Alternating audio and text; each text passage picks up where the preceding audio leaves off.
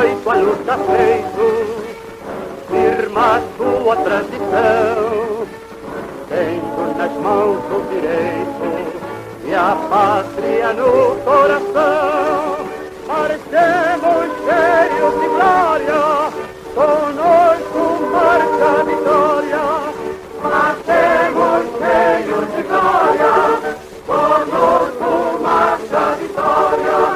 Animo surto grandioso e a nossa alma recempera, a ânsia deixa de raposo e a firmeza de Anhanguera, rumando a novas conquistas, fiel ao destino da raça. Ei-lo abriar las paulistas, pois é São Paulo que passa, marchemos. Olá, amores! Estamos de volta. Vamos continuar com a nossa conversa sobre a Era Vargas. Então, nesse segundo episódio, ainda no governo provisório, nós vamos falar sobre dois importantes movimentos que ocorreram nesse período inicial da Era Vargas, que foi a Revolução Constitucionalista de 1932, em São Paulo, e a Constituição de 1934, a promulgação da nossa terceira Constituição, a segunda do período republicano, ok?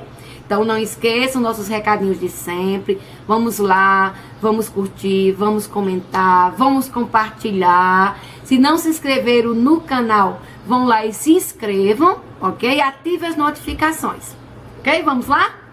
Então aguardo vocês. Olá, amores. Então vamos dar continuidade à nossa conversa sobre a Era Vargas. Então, nessa nossa pequena série, nós estamos conversando, estamos falando sobre esse período de 15 anos que nós chamamos de Era Vargas, também conhecida como a Segunda República Brasileira, a segunda fase da República Brasileira. Então, no episódio anterior, da semana passada, nós vimos como foi que Getúlio Vargas chegou ao poder. Então, nós falamos sobre a implantação do governo provisório e as primeiras medidas tomadas por Vargas no início do seu governo, no início do governo provisório. Então, nesse segundo episódio, ainda dentro do governo provisório, desses 4 anos que Vargas passou governando de forma provisória, nunca um provisório tinha sido tão permanente quanto esse, né? Então, durou 4 anos, de 30 a 34, 1930 a 1934. Então, nesse segundo episódio, então, dando prosseguimento ao governo provisório, nós vamos falar de 2 grandes acontecimentos desse período da Era Vargas. Foi exatamente a Revolução Constitucionalista de 1932, que aconteceu em São Paulo, e vamos falar sobre a Constituição, a promulgação da Constituição de 1934, que é a terceira Constituição do Brasil, da história do Brasil, e a segunda do período republicano. Então, nós vamos falar sobre esses 2 principais episódios, 2 principais acontecimentos ocorridos durante a fase do governo provisório de Vargas. Em relação à Revolução Constitucionalista de 1932, vale algumas observações, alguns conceitos básicos. Muitos historiadores relutam em falar esse nome pomposo de Revolução Constitucionalista, porque, na verdade, foi uma revolta de São Paulo contra o governo de Vargas, né? Aqui no Brasil, na história do Brasil, é muito comum usar a palavra revolução, muitas vezes de forma inapropriada, de forma até, dizer assim, sem condizer com realmente o significado da palavra revolução. Então, foi o caso da Revolução de 1930, que não foi uma revolução, foi um motim, foi uma revolta, e é o caso também aqui da Revolução de 1932, a Revolução Constitucionalista de 1932, que é considerado um dos grandes fatos ocorridos no estado de São Paulo. Até hoje, né, a data do início do movimento, dia 9 de julho, é feriado estadual, e é uma data até hoje muito comemorada, né, pelos paulistas, muito colocada assim, de forma assim, muito heróica, pelos paulistas, né, pelo Estado, pela história de São Paulo. Então, esse movimento que ocorreu em São Paulo, obviamente, foi um movimento contra o governo provisório de Getúlio Vargas, na verdade, foi um movimento contra Vargas, que os paulistas consideravam como uma ditadura, né, até porque não deixava de ser, não deixava de ter razão, porque Vargas assumiu, destituindo o governo eleito, assumiu na Revolução de 1930, destituiu a República Velha, assumiu de forma provisória com amplos poderes, porque fechou o Congresso,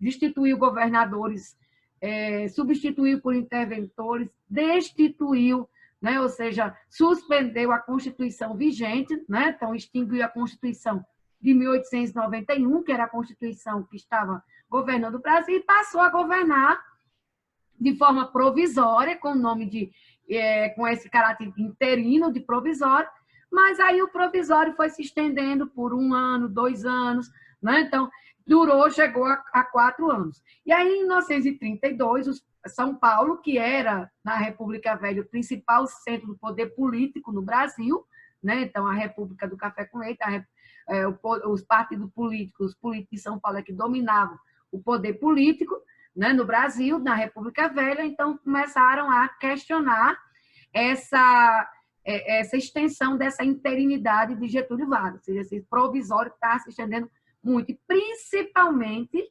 começaram a questionar o fato de Vargas estar governando sem uma Constituição. Né? Então, não era só suspender uma lei, era suspender a lei máxima do país, né, que dava direitos, né, às pessoas, direitos básicos às pessoas. Então, ele estava governando como um ditador. Então, São Paulo não deixava de ter razão. Então, o governo provisório de Vargas estava se tornando uma ditadura. Essa Revolução de 32, né, ou essa revolta que aconteceu em São Paulo, ela é considerada como uma das mais violentas guerras civis que ocorreu no Brasil. Então, nós tivemos outras guerras civis, né, basta lembrar aí da Revolução Farroupilha, no Rio Grande do Sul, né, cuja data comemorou-se dia 20 agora de setembro, né, o dia da Farroupilha, que foi uma guerra civil que durou 10 anos, a mais longa guerra civil brasileira. A Revolução Federalista do Rio Grande do Sul também foi uma guerra civil, e a Revolução de 32 também foi uma guerra civil, porque colocou brasileiros contra brasileiros. Essa guerra de 32, essa revolta de 32, ela matou teve um caráter violento, foi considerado um caráter violento, porque ela matou mais militares, mais combatentes militares, do que os brasileiros que foram para a Segunda Guerra Mundial. Então, nós tivemos aí a quantitativa de morte de cerca de 3.000 combatentes, de ambos os lados, tanto de São Paulo quanto das tropas federais. Enquanto que, na Segunda Guerra Mundial, né, o Brasil foi para a Segunda Guerra Mundial, e aí morreram um pouco mais de 470 militares brasileiros. Então, essa Revolução de 32, ela matou quase 6 vezes mais do que a quantidade de militares brasileiros que morreram na Segunda Guerra Mundial. Por isso, ela é considerada de caráter violento. Então, para a gente entender a Revolução de 32, o contexto, o que aconteceu a Revolução Constitucionalista de 1932, a gente tem que lembrar alguns conceitos, alguns pontos básicos. Primeiro, esse movimento ele foi liderado pela oligarquia cafeira paulista. Essa oligarquia cafeira paulista era exatamente o grupo que estava no poder, que foi destituído pela Revolução de 1930, e que, obviamente, estavam muito ressentidos, né, muito indignados, porque eles estavam fora do cenário político do Brasil. Então, com essa desculpa da Constituição, a oligarquia cafeira paulista ela tentava também, de certo modo, voltar ao poder político aqui no Brasil. Então, por isso, ela passou a liderar esse movimento. Mas não foi só um movimento da elite paulista, não foi só um movimento dos políticos de São Paulo. A Revolução de 32, ela contou com adesão total, praticamente total, do povo paulista. Então, por isso que esse movimento, até hoje, é um movimento que é muito considerado na história de São Paulo, esse feriado é muito considerado, porque houve a adesão popular, houve a adesão do povo ao movimento, o povo se engajou de todas as formas, né, não só se alistando para combater, né, segundo a ideologia do movimento, estavam lutando por São Paulo e pelo Brasil, né, estavam lutando contra uma ditadura. Então, houve sim uma grande adesão, um grande movimento, uma grande participação do povo de São Paulo nesse movimento de 32. Qual eram os principais objetivos da Revolução de 32? Da Revolução Constitucionalista de 1932? Praticamente dois objetivos básicos: derrubar Vargas, tirar Vargas do poder, né, destituir Vargas, e implantação imediata de uma nova Constituição para o Brasil. Por isso que esse movimento é chamado de Revolução Constitucionalista, porque o objetivo básico era exatamente uma nova Constituição para o Brasil, né? Trazer uma nova Constituição para o Brasil. Esse movimento tiveram algumas causas, né, que acabaram levando ao início do movimento de 32. Uma dessas causas a gente acabou de falar, que é exatamente o fim do domínio político dos grupos paulistas, né, dos partidos paulistas, principalmente a nível federal, que perderam muito da sua importância, que tinha na época da Primeira República, ou a República Velha, a República do Café com Leite. Outra causa foi uma causa econômica, porque o governo provisório de Vargas, né, naquela tentativa de recuperar a economia, né, abalada pela crise de 29, pela quebra da Bolsa e pela crise na atividade cafeeira, o governo provisório de Vargas taxou as importações de café. Então, tem uma sobretaxa nas exportações. Obviamente que isso vai atingir de frente, assim, né, atingir o máximo a economia paulista, que era totalmente dependente do café, porque a maior parte da produção cafeeira no Brasil era de São Paulo. Então, os cafeicultores paulistas que já estavam sofrendo as consequências da depressão econômica mundial tiveram que ainda lidar com essa questão da taxação, da tributação das exportações, né? Então, isso causou muito mais revolta, né? E trouxe a elite para o movimento, né? A elite cafeira para o movimento. A demora de Vargas de iniciar o processo de elaborar uma nova Constituição para o país, né, desde quando ele assumiu, em 1930, né, que ele prometeu ele suspendeu a Constituição de 1891 e prometeu elaborar, né, iniciar o processo para a elaboração de uma nova Constituição para o Brasil. Só que isso aí foi passando, passou-se 1 ano, 2 anos praticamente, nada de ter início esse processo.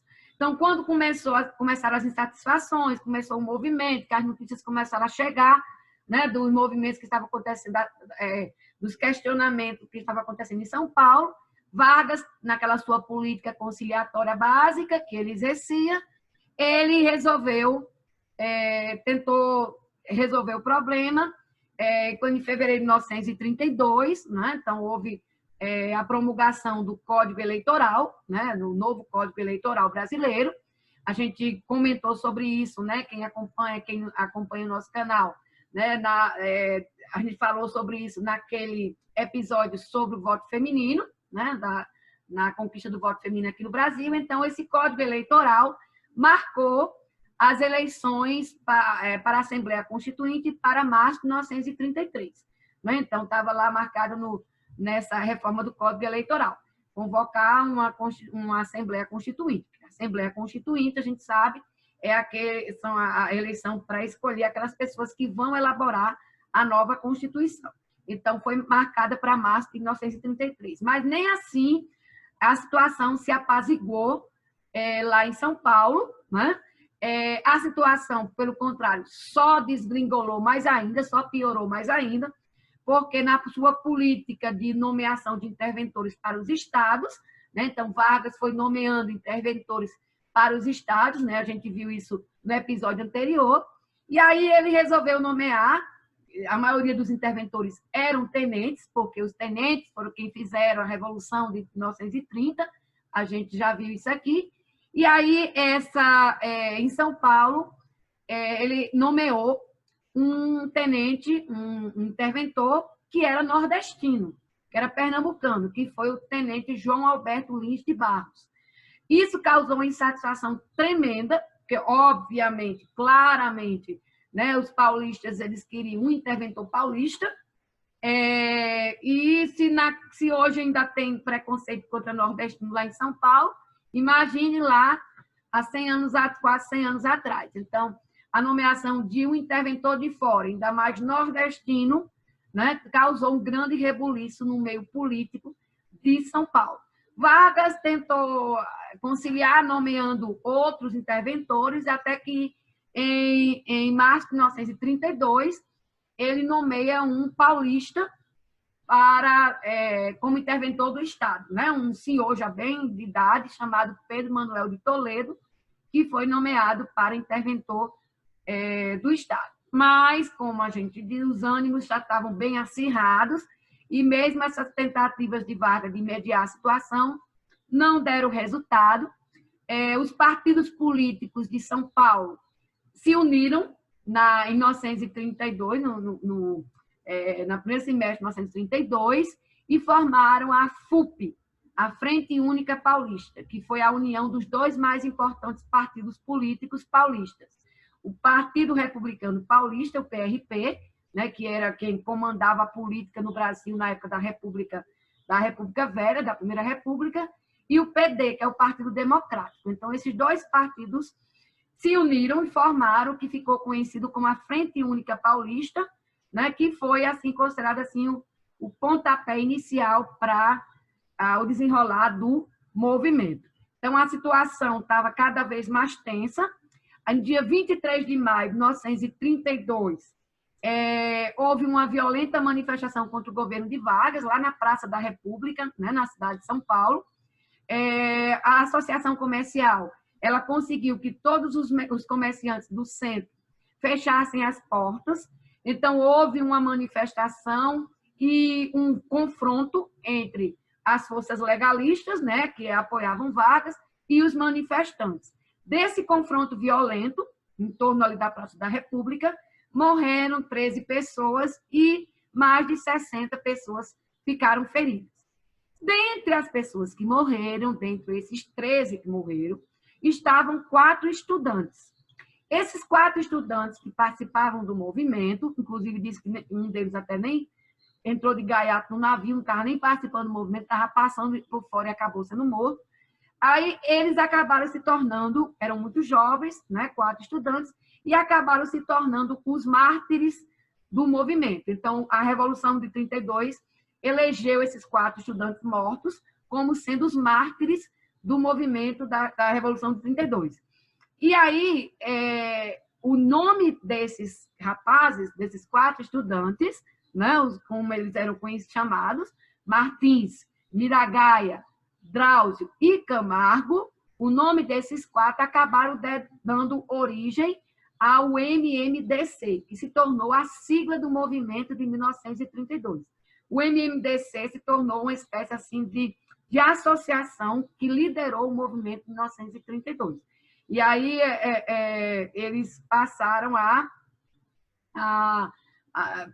o movimento passou a ser reconhecido pela sigla MMDC, que é exatamente as iniciais do nome desses 4 estudantes, né, como eles eram conhecidos, Martins, Miragaia, Drauzio e Camargo, que se tornou o símbolo, né, a sigla identificadora do movimento de 1932. O movimento contou muito com a questão da propaganda. A Revolução de 1932 ela teve muita utilização de uma guerra ideológica, de fake news, e também muita questão da forma que era para atrair as pessoas, a adesão das pessoas, que era a questão da propaganda. E aí os cartazes eles faziam o papel, né, de divulgar as ideias do movimento e também de chamar as pessoas para aderir ao movimento, né? Então, sempre com a sigla MMDC. 2 cartazes aí que a gente chama a atenção, né, que é a questão do papel feminino, que a gente vai já falar sobre isso. As mulheres, elas tiveram um papel muito importante as paulistas tiveram um papel muito importante na Revolução de 32, né, se alistando como enfermeiras, por exemplo, e até mesmo participando de combates, como a gente vai ver. E esse cartaz que tem abaixo a ditadura, que era exatamente a grafia na época, a ditadura era exatamente escrita assim.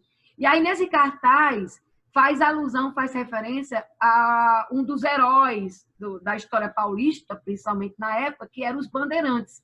Raposo Tavares, Anhanguera, os grandes, considerados heróis da história de São Paulo, né, que se colocava no cartaz o bandeirante, um dos bandeirantes segurando o bonequinho aí de Getúlio Vargas, né, derrubando Getúlio Vargas. Isso é uma referência, uma alusão, né, ao passado glorioso do estado de São Paulo. Então, tinha muito essa questão ideológica, né? O rádio também cumpria um papel importante nesse período. Então, se a gente prestou atenção no início desse vídeo, a gente viu que o hino da Revolução de 32, o hino da Revolução Constitucionalista de 32, né, que foi gravado por um Francisco Alves, que era um dos grandes cantores da era do rádio, né, da época do rádio nesse período. Foi ele que gravou, era o Paulista que gravou esse hino da Revolução de 1932. E na letra do hino se faz referência exatamente aos bandeirantes para evocar esse passado glorioso, né, de São Paulo, assim, para mexer com os brios das pessoas. Então, a propaganda ela foi muito utilizada. Outra é o conflito, né, que acabou se iniciando no dia 9 de julho de 1932, com o apoio da população, né, inclusive com a bênção, né, em frente à Catedral da Sé, das tropas que iam para as frentes de combate. Então, a cidade toda de São Paulo foi combate mesmo, foram meses até outubro, né, de julho a outubro, foram meses de guerra, inclusive guerra mesmo, com a utilização de técnicas de trincheiras, né? Então, a cidade de São Paulo, a capital, ela ficou reforçada por frentes, né? Frontes, utilizando as técnicas das trincheiras para defender a cidade. Então, foi uma guerra, sim, que lembrava até a Primeira Guerra Mundial, né? Que tinha terminado há pouco tempo antes. Mas, apesar do apoio da maioria da população paulista, depois de alguns meses de conflito, né, de julho até 1º de outubro, as forças paulistas foram derrotadas pelas tropas federais, né? Então, a derrota de São Paulo, na Revolução de 32, né, ela aconteceu, obviamente, motivado por uma série de fatores, mas ela só não aconteceu antes, né, ela só não... a duração do conflito foi o tempo que foi, né? Então, eles só não foram derrotados antes, porque graças a muita participação da população, e em especial, aí a gente chama a atenção das mulheres, né? que participaram de várias campanhas, vários movimentos para apoiar essa Revolução de 32. Então, o caso a elite, as mulheres, né, da elite paulistana, as famílias tradicionais, né, as famílias importantes de São Paulo, né, as mulheres da elite que abriam suas casas para se transformar em hospitais para os soldados e realizaram a campanha do Ouro para São Paulo. Então, essa campanha do Ouro para São Paulo, né, foi uma campanha feita entre as mulheres da classe rica de São Paulo para arrecadar joias. As mulheres doavam joias para essas joias serem derretidas e transformado em ouro para poder comprar suprimentos e também para fabricação de armas para o conflito. Então, diz que se chegou a arrecadar cerca de 400 quilos de ouro, né, que foram transformados depois em dinheiro e conseguiu-se fabricar nas indústrias de São Paulo, nas fábricas de São Paulo, armas e suprimentos para o conflito.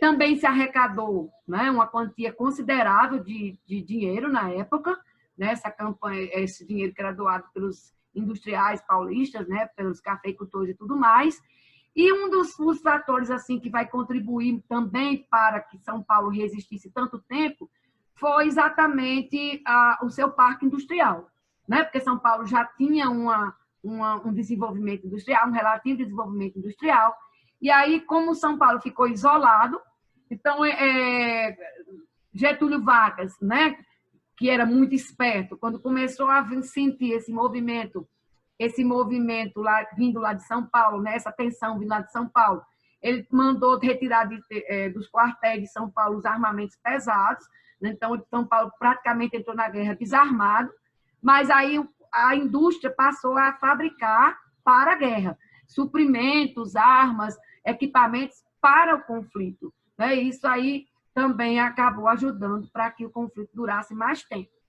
Quando a gente fala em participação feminina, né, as mulheres do povo também participaram ativamente do movimento, não foram só a elite paulista. Elas participaram se alistando como enfermeiras para as frentes de combate, costureiras para costurando os uniformes dos soldados e até mesmo se alistando nas tropas e participando de combates, mesmo que disfarçadas de homens. Foi o caso um dos casos mais emblemáticos, né, que mais comemorados em São Paulo, é de uma cozinheira negra da cidade de Limeira, em São Paulo, que cortou os cabelos, se travestiu de homem, se vestiu de homem, se alistou para combater junto nas tropas, né? Então, elas só descobriram que ela era homem, que ela descobriu que ela não era homem, que ela era uma mulher, só descobriram depois que ela foi ferida, né? Então, essa cozinheira, a Maria José Bezerra, que ficou conhecida como a Maria Soldado, né? Que foi uma das, não foi a única, foi uma das que participaram. Inclusive, a tropa com que ela participou era formada só por negros, que era chamada Legião Negra, que ficaram conhecidos como os Pérolas Negras, né? Que era o nome essa tropa acabou sendo apelidada de os Pérolas Negras, né? Teve uma participação muito corajosa no conflito, né? Muito ativa, muito corajosa, se destacando pela bravura no conflito. Então, a Maria José, ela se alistou nessa tropa conhecida como a Legião Negra, que era formada basicamente só por negros. E aí, ela foi uma das, né, que ficou mais conhecida, que recebeu o apelido de Maria Soldado. Então, isso tem alguma semelhança lá na época da independência, se a gente for lembrar, com a Maria Quitéria, né, que também se vestiu de homem para poder participar na Guerra de Independência, né, lá na Bahia, nas Guerras de Independência, né, em 1823. A gente pode apontar muitas causas para a derrota de São Paulo. Por exemplo, São Paulo não tinha armamentos, né? Então, como a gente viu, mesmo produzindo armamento, mas não foi páreo para a quantidade de equipamento das tropas federais, não tinha suprimento suficiente. Inclusive, se conta muito a história das matracas. Como São Paulo não tinha armamento suficiente, então eles faziam um blefe, como utilizando as matracas que davam o som de metralhadora. Então, eles levavam as matracas para as trincheiras e aí eles rodavam as matracas para dar a impressão de que eles tinham bastante metralhadoras, né? Porque o som da matraca lembra o som das metralhadoras. Mas depois essa estratégia acabou sendo descoberta.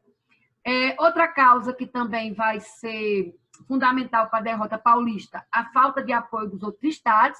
Então, São Paulo, ele contava que Minas Gerais viria em seu socorro, o que não aconteceu, porque Vargas foi mais esperto, né? Foi na frente, foi mais esperto e ofereceu vantagens a São Paulo, né? E o Espírito Santo e Rio de Janeiro. Então, São Paulo ali no Sudeste ficou isolado, porque os 3 estados do Sudeste não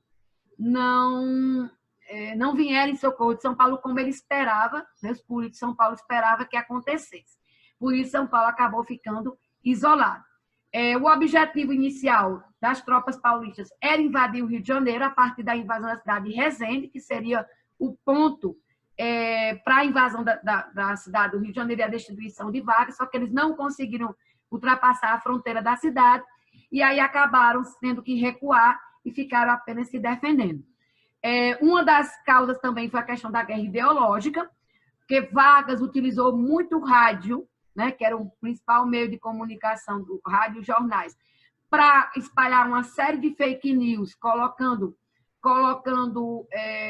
os paulistas que a Guerra de São Paulo era uma guerra separatista, que São Paulo queria se separar do resto do Brasil, e que isso tinha muita influência dos anarquistas, dos comunistas que se infiltraram nas fábricas, né, entre o operariado paulista. Então, essa mensagem, essa fake news, se espalhou pelo Brasil, né, e acabou levando ao isolamento de São Paulo. Então, muitos estados passaram a apoiar as tropas federais exatamente por conta dessas fake news. Outro fator fundamental foi a utilização de artilharia pesada pelas tropas federais, né, contra São Paulo, inclusive com bombardeios aéreos. Então, Vargas utilizou avião para bombardear a cidade do interior e até a capital. Então, o Campo de Marte, em São Paulo, foi bombardeado pelas tropas federais. E aí isso teve um efeito, uma consequência inesperada, que foi o suicídio de Santos Dumont. Santos Dumont, que é considerado, né, o pai da aviação, ele se considerava também o pai da aviação, o inventor do avião, né? Aí há controvérsias, a gente sabe, os irmãos Wright lá nos Estados Unidos, né? Mas ele oficialmente era o inventor do avião. Santos Dumont, ele sofria muito de depressão, de transtorno bipolar e tudo o que a gente, né, hoje seria diagnosticado com isso. E aí ele não aguentou a pressão de ver o avião, com a invenção dele, ser utilizada como arma de guerra, né? Então, ele já tinha visto isso na Primeira Guerra Mundial, então ele já tinha deixado muito triste. Quando ele viu isso ao vivo, né? Quando ele viu isso na cidade lá do Guarujá, ele estava lá próximo a Santos, né? E aí ele acabou se enforcando no dia 23 de julho de 1932. Então, em consequência exatamente desse transtorno bipolar, dessa depressão, né, e dessa questão da utilização do avião como arma de guerra. E aí a morte de Santos Dumont, né, o suicídio de Santos Dumont, foi uma consequência assim inesperada aí da Revolução de 1932. Esse movimento, obviamente, acabou com a rendição de São Paulo. São Paulo se rende, né, quando a capital foi invadida pelas tropas federais, no dia 1º de outubro de 1932. O conflito tem fim com o saldo de cerca de 3 mil combatentes mortos. Como a gente já disse, morreu mais gente aí do que, mais militares, mais combatentes nesse conflito do que combatentes brasileiros na Segunda Guerra Mundial. Com a rendição de São Paulo é derrotado, mas Vargas, né, que era um político extremamente hábil, mesmo com a derrota de São Paulo, Vargas dá a São Paulo a Revolução queria, que era exatamente uma nova Constituição para o Brasil. Então, em março, ele cumpriu a promessa, e em março de 1933 foi eleita a Assembleia Constituinte, que fez a Revolução, que fez a Constituição de 1934. Então, mesmo derrotada, a Revolução atingiu seu objetivo inicial. Não todo, que não era a derrubada de Vargas, mas pelo menos a Constituição de 1934. Isso aí faz parte, obviamente, dessa política conciliatória de Vargas, dessa prática política dele, né, até porque São Paulo era o principal estado do Brasil, né? Naquela época continua sendo, mas naquela época também, principalmente. E aí Vargas quis iniciar uma política de conciliação, tipo morde e assopra, né? A Constituição de 1934, ela foi a terceira Constituição da história do Brasil, não é? A terceira Constituição da história do Brasil. A primeira foi a do Império, em 1824, a segunda foi a de 1891, após a proclamação da República, e ela é a terceira Constituição da história do Brasil, mas também é a segunda do período republicano. É a nossa segunda Constituição republicana. E ela foi, obviamente, votada e promulgada, né? Então, ela fez todo o processo legal. Então, as principais medidas tomadas pela Constituição de 1934, quais foram? Primeiro, Vargas é eleito indiretamente, né? O Brasil mantém o regime presidencialista, federativo, né, dos três poderes, o sistema federativo, então mantém a mesma características na época da Constituição de 1891. Nessa Constituição, Vargas deixa de ser provisório e é oficializado como presidente constitucional do Brasil. Então, há uma eleição indireta, né? A Assembleia elege, na verdade, apenas formaliza a posição de Vargas. Vargas toma posse como presidente constitucional, terminando aí a fase dos 4 anos de governo provisório e iniciando a fase que nós chamamos de governo constitucional. Nessa Constituição de 1934, foi oficializada aquelas mudanças do Código Eleitoral de 32. Entre essas mudanças, por exemplo, o estabelecimento das eleições diretas, então, o Brasil passa a ter eleição direta, né? Então, o povo votaria diretamente, então continua a questão da idade, né, de 21 anos, mas estabeleceu também o voto secreto, porque antes o voto era aberto, era aquele voto declarado, né, diante da comissão eleitoral, que gerava todas aquelas fraudes, o voto de cabresto e tudo mais, que era típico da República Velha. Então, a partir da Constituição de 34, o Brasil passou a ter o voto secreto, como é até hoje, e uma das grandes mudanças, né, que foi o voto feminino. A gente falou muito sobre isso, como eu já coloquei no nosso videozinho sobre a história do voto feminino, a conquista do voto feminino. Então, fica a dica, quem não viu, vá lá ver. O voto feminino, que era facultativo na Constituição de 34, ou seja, tinha algumas restrições, né? Então, o voto ele não era obrigatório, era facultativo, a mulher votava se quisesse. Com isso, a gente, só relembrando, o Brasil se tornou o 4º país das Américas a permitir o voto feminino, né? Atrás do Canadá, Estados Unidos e Equador.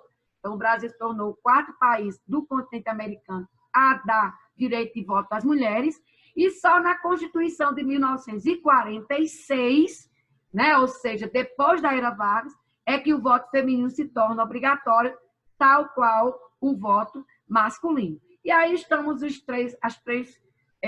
vamos dizer assim, os 3 destaques em relação à questão do voto feminino, né? A Celina Viana, a primeira eleitora do Brasil, a primeira mulher a tirar um título de eleitor, né? A primeira eleitora do Brasil, né? Celina Guimarães Viana, lá da cidade de Mossoró, no Rio Grande do Norte.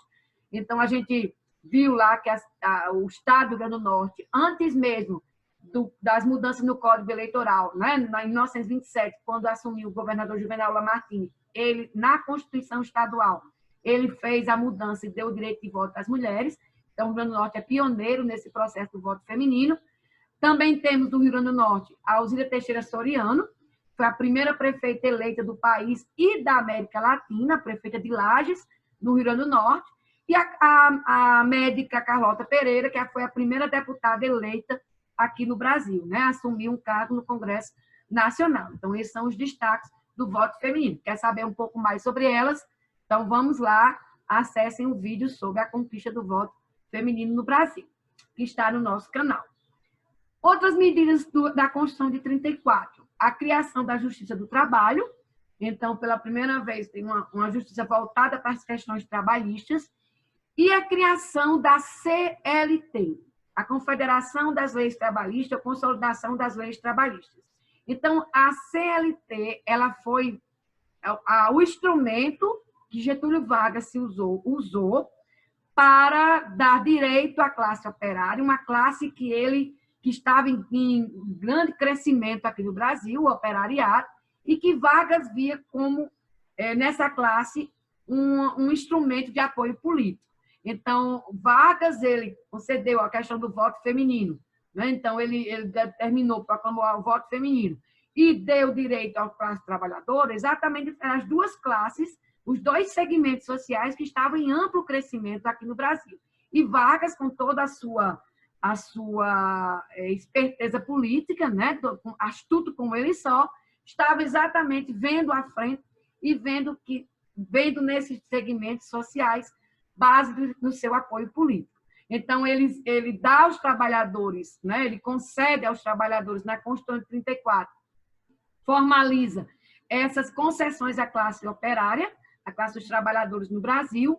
Então, ele proclama o 1º de maio, né, o Dia do Trabalhador aqui no Brasil. Ele dá aos trabalhadores, né, as primeiras leis trabalhistas, as primeiras garantias, as primeiras leis trabalhistas no Brasil, o salário mínimo, a questão da carteira de trabalho, a questão da redução da carga horária, a questão da descanso semanal, né, remunerado. Então, todas essas garantias que aqui no Brasil não tinha nenhuma, o trabalhador brasileiro, o operário brasileiro, não tinha nenhuma garantia de direito aqui no Brasil. Dependia sempre da boa vontade dos donos das fábricas, né, dos industriais, para lhe dar esses direitos. Então, todos esses direitos que nós temos hoje como classe trabalhadora, então, os primeiros direitos trabalhistas oficiais vieram exatamente com a CLT, né, a Confederação das Leis Trabalhistas, a consolidação das leis trabalhistas. É óbvio que Vargas vai tirar proveito disso, tanto que ele vai ser chamado de o pai dos trabalhadores, né? Então, ele vai, até hoje, né, ele é considerado por muitos, principalmente as pessoas de mais idade, como o melhor presidente que o Brasil teve, que teve o primeiro presidente de massa, né? Que foi o primeiro presidente a ser um político de massa aqui no Brasil. E, para a gente finalizar essa análise da Constituição de 34, a gente não pode deixar de falar também que, entre essas medidas, nós tivemos o estabelecimento da obrigatoriedade do ensino primário. O ensino primário é obrigatório e gratuito, ofertado pelo Estado. Isso foi, sim, uma conquista, porque a educação ela não era prioridade, né? E às vezes fica pensando se é hoje, mas para os governantes, né, o governo, o Estado, os governos não tinham obrigação de fornecer ensino gratuito, a obrigatoriedade de ofertar o ensino gratuito, né, para a população. A educação era restrita à elite, porque a educação estava nas mãos das congregações religiosas, isso desde o período colonial, e ainda continuava sendo um fruto da elite, ou seja, sendo um privilégio da elite, quem podia pagar. Então, esse ensino, o Estado agora passa a ser obrigado a fornecer um ensino, pelo menos a educação primária, né, o básico, para a população, de forma gratuita. Então, isso foi uma conquista, sim, para a questão da educação, ok? Então, meus amores, a gente conclui aí o período do governo provisório de Vargas. Na próxima semana, a gente vai estar falando vamos estar conversando sobre a segunda fase da era Vargas, que é o período do governo constitucional, né? Que esse período que foi de 34 a 37, 3 anos apenas de regime constitucional. E a gente vai começar a ver as características desse período, ok? Obrigado pela atenção. E aí, amores, gostaram de conhecer um pouco mais sobre a Revolução Constitucionalista de 1932? Entender um pouco sobre a Constituição de 1934, suas principais conquistas? Espero que sim. Na próxima semana, nós vamos continuar com a nossa conversa sobre a Era Vargas. Dessa vez, nós vamos entrar na segunda fase desse período, que é o governo constitucional de Vargas, ok? Então, aguardo vocês no próximo episódio. Beijos! Heróico a luta feito, firma sua tradição, tendo nas mãos o direito e a pátria no coração, parecemos cheios de glória.